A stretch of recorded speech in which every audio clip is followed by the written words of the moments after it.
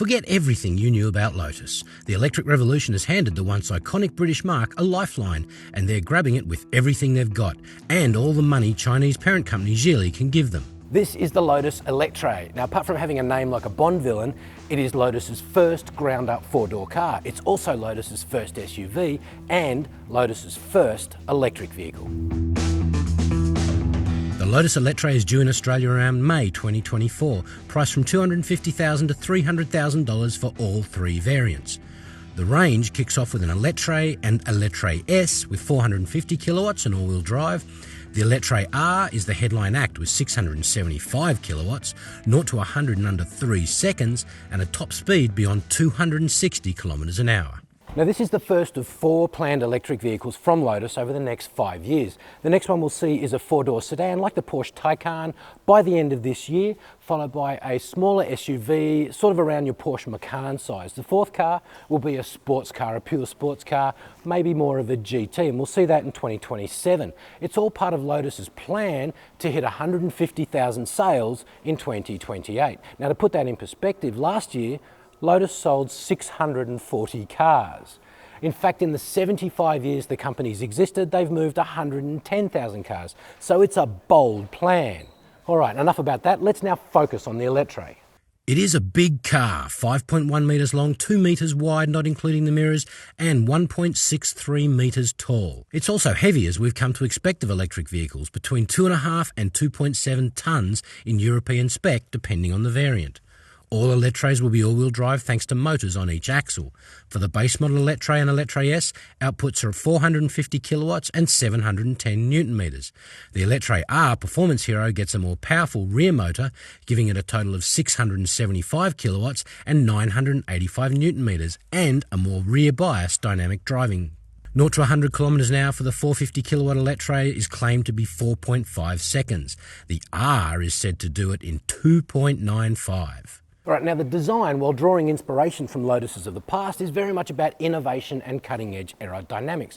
And it also has what Lotus calls porosity, which is channeling the air through the bodywork. It has active aero as well, in the front grille and also in the rear, which I'll get to in a sec. All 3 variants have matrix LED headlights and LED taillights and ride on 20 to 23-inch wheels and tyres.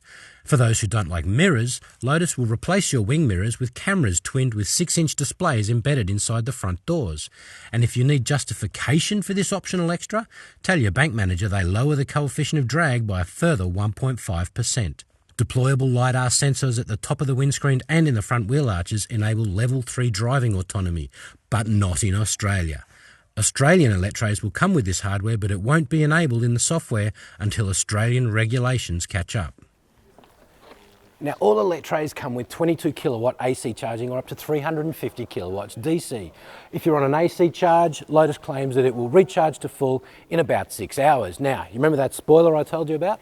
The rear spoiler back here actuates in 3 different stages, up to 34 degrees, producing 112 kilograms of downforce. The 3rd stage, which I can't show you here, is aero braking. It will slow you quicker from 100 kilometres an hour.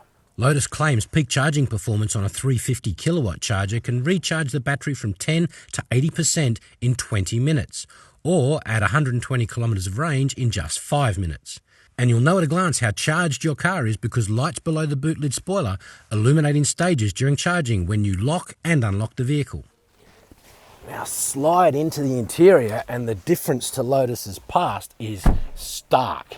In fact, maybe that's not the right word. Maybe it's the exact opposite. I mean, Lotus's lightweight ethos of the past used to deliver interiors without air conditioning, without radios, without even cup holders. Not this baby, this is stunning. I mean, for starters, the materials that Lotus has used inside here are first class and of course, sustainable. This is not leather, it's faux leather. And there are all kinds of other clever uses of materials which really set this cabin apart. Standard kit in the Eletre and the Eletre S is 12-way adjustable front seats, including bolster adjustment to really hug you tight.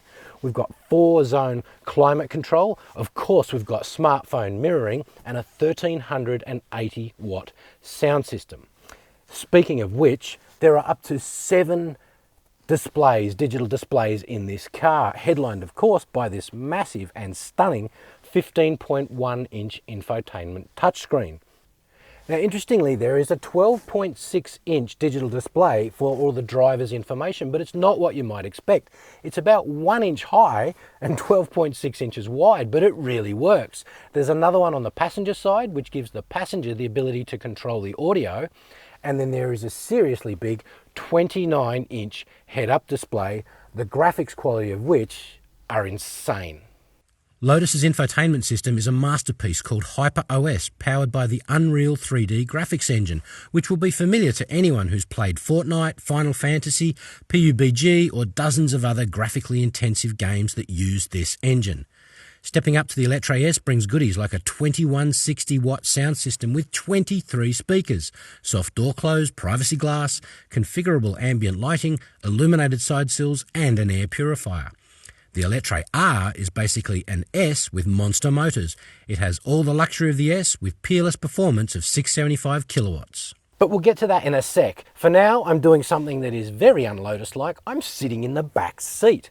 Now, the last time I sat in the back seat of a Lotus, it was the Evora, and I had to sit all side saddle with my neck all hunched because there was no room. Contrast to this, and I am in the lap of luxury. There is acres of legroom here, underseat footroom, headroom. Quite honestly, it is a level above, millions of levels above last Lotuses, but a level above anything else I've sat in for the price. And the attention to detail is quite incredible. I mean, to give you one example, and just one example, this sunroof here can go from opaque to clear in 10 different steps. How's that? Eletre's boot is a seriously big 688 litres with both rows of seat operational, or 611 litres if you opt for the 4-seat version. There's a 46-litre frunk too, but that's good for little more than storing the cables. Now, for supposedly entry-level models, the Eletre and the Eletre S have almost as much power as the Lamborghini Urus's V8 twin-turbo. And when you put your foot down, wow, it really feels like it. I mean, this thing will do 0 to 100 in 4.5 seconds.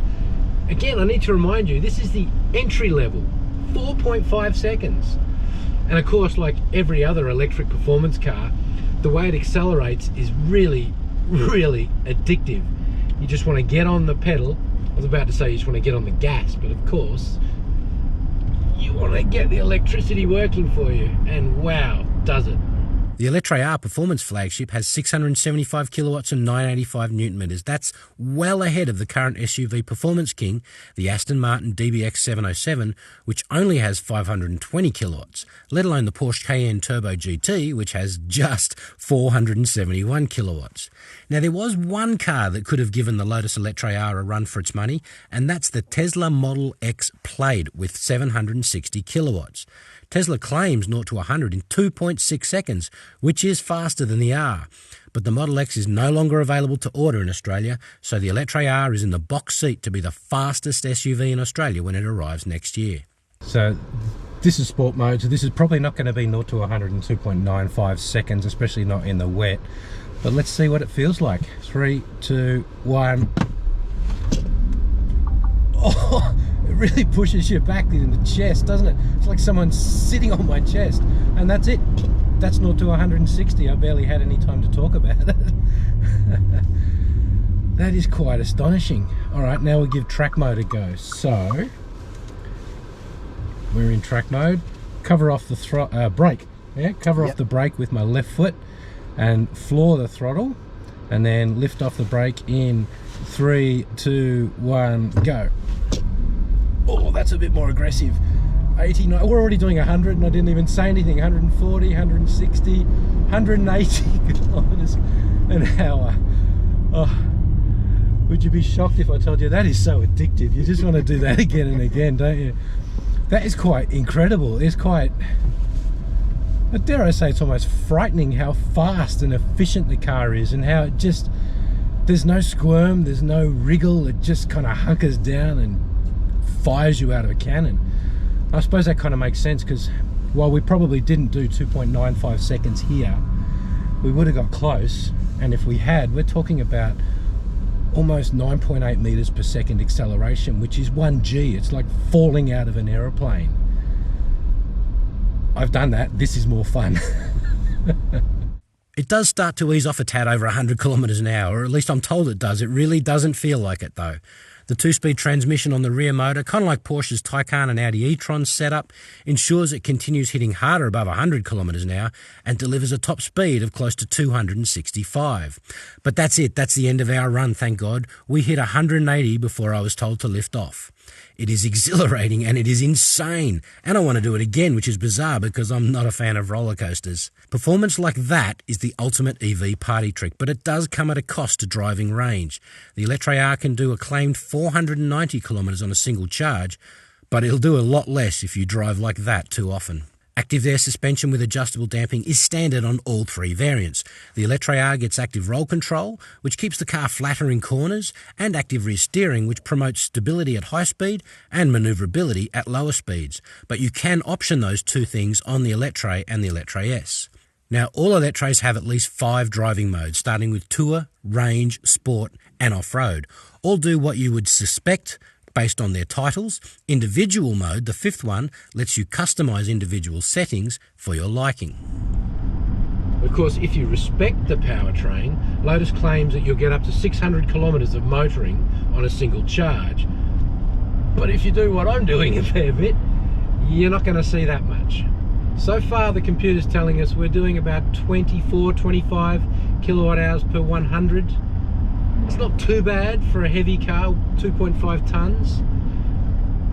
But of course, you could do better if you drive it easier, and of course, you could do a whole lot worse. Now, what about the rest of the car? Ride quality is really quite incredible. This car I'm testing here is on 22-inch wheels and tyres, Pirelli P0s, so they're very, very sticky. The ride in general, it's like a luxury car. It is so smooth, and I don't know how much of that Norwegian road ride will actually translate to Australia. I can only hope that most of it does.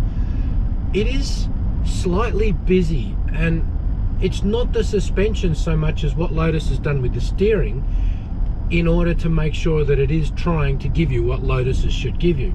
This is Lotus's first electric power steering system.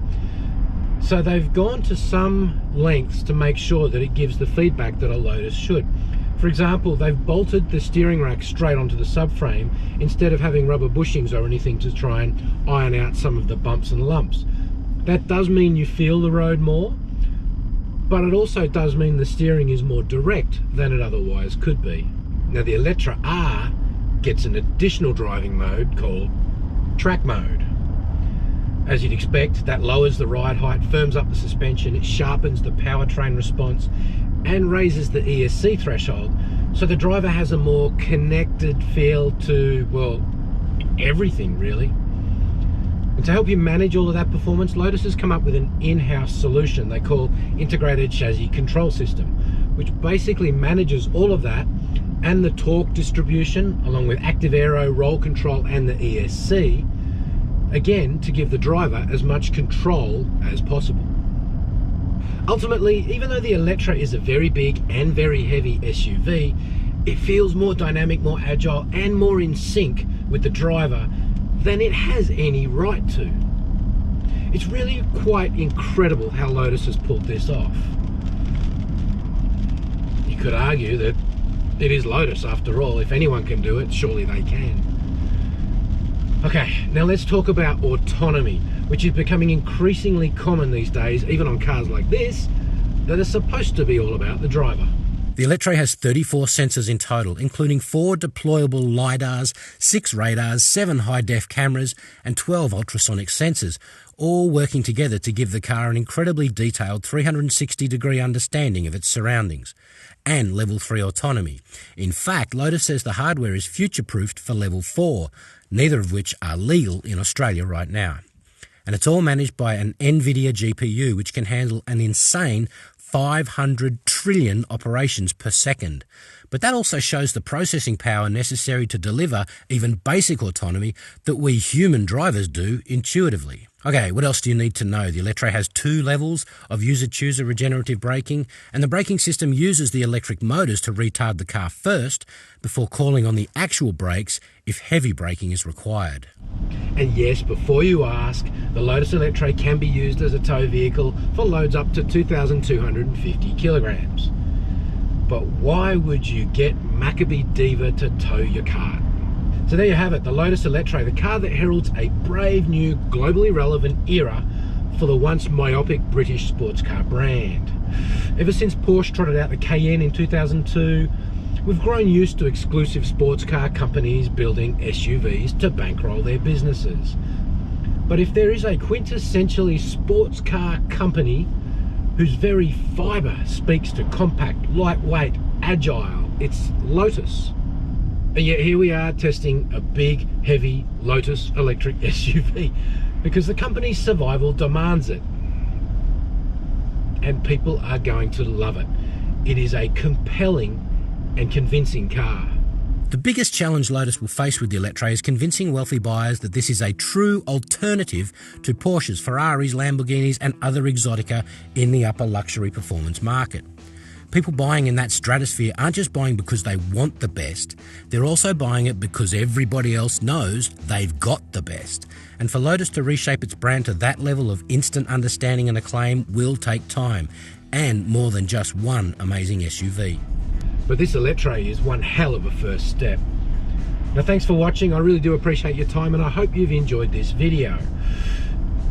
I also hope that you're coming to understand why I am actually excited about a reborn Lotus. I am definitely a glass half full kind of guy, and I think a world with Lotus in it is much better than a world without. So I hope that this car and the 3 others that are going to come off this parts bin are good enough for the company to not only survive but thrive and really start to show us some exciting models in the years ahead. If you've enjoyed this video, please hit the like button. If you've got any questions or comments or just want to share your views, dive into the comments below and let's hear them. And as always, make sure you subscribe to Drive's YouTube channel and hit the notification bell so that when Drive drives new cars, you hear about it first.